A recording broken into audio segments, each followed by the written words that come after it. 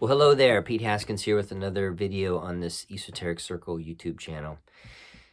Wanted to talk about this idea of permanence and prayer, and really about the resurrection. That's my dog down there, Wanda. This idea first started to be brought to my attention, and almost like a reminder for me, because it seems so familiar. It happened when I was at a retreat with Robin Emus. So much of this stuff happened because Robin shared this with me, and I think many of you watching the video are aware of the connection that I had with Robin, and many of you have had connection with Robin. And this idea of permanence, establishing something permanent. And in the fourth way teaching, and in Esoteric Christianity, it is called the formation of the magnetic center. The magnetic center is very, very close to, I believe, what is, we're talking about the pineal gland. And Robin talked about this process of purifying the machine that you have, which is this, what he called this thinking machine. And it was clearing the mind of this clutter. You got rid of what are your thoughts and what are not your thoughts. And you were discerning, diacrisis, you discern what the difference between your thoughts were and what thoughts were that are around you from other people, from other influences, these A influences, which it's called. And we're getting toward those C and D influences, which is what the fourth way talks about.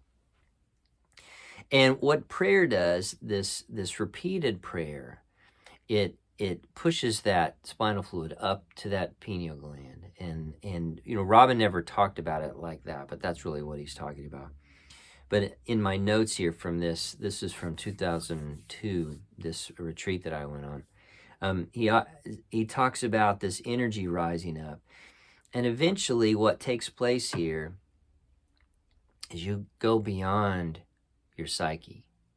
And you are taken into this total darkness where you are approached by your, what Jung would call these cathantic shadows, these things which are underneath the earth. That's cathantic, the earth, underneath your surface. And that's why Melville is such a big deal, because he's going underneath the surface of the water. And he's getting that white whale, that cathantic shadow that comes up. And the other day I had a dream. And this dream has really impacted me and has helped to guide me in making some decisions in my life here recently. And it's opened up a whole new world to me because I have followed this dream. And I think dreams are very important. And I think that, you know, you listening to this at this point, you too believe that dreams are important because it's the other side speaking to you.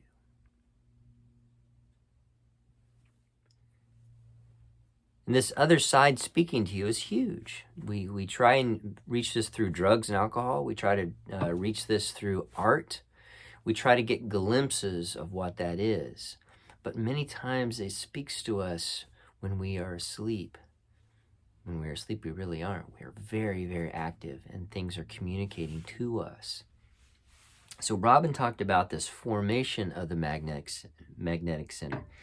So it frees the nous, N-O-U-S, it frees the nous from identifying with this false self. And this false self, this image that you identify with, your name, Moraviev talks a lot about that, it encapsulates you and it basically holds you captive your whole life. And it's very much a bully, and you need to free yourself from this image you have of who you are that is associated with your name. And prayer allows you, repeated prayer, and this allowing the pineal gland to be cleansed, and allowing that spinal fluid to go up, and allowing that attention to be concentrated so that heat arises. And you do this over and over and over again, and let yourself be allowed to confront these demons. Let yourself be allowed to approach this darkness so that this light can appear, this resurrection can appear.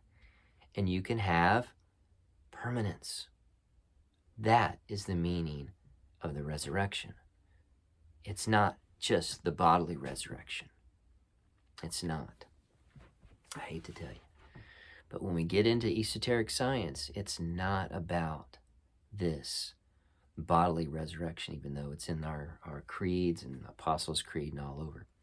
But when you get into the inner heart of esoteric science, we realize that we are not moral, that we have to learn how to be moral. And Robin makes a specific point of this, that you have to be freed from your false self that has bullied you. But in order to do that, you must go deeper. You must dive deeper, as Melville did, and confront the white whale. And when you confront that white whale, what are you going to do? Are you going to try to kill it? What are we going to do? You have to figure out how to confront these things. So when we go and we dive deeper, we're looking toward this permanence. So we really are after permanence. And this is really one of the amazing secrets of the meaning of the resurrection, is that it really is about this allowing this false self to die. And then the true self, the magnetic center, the permanence is left.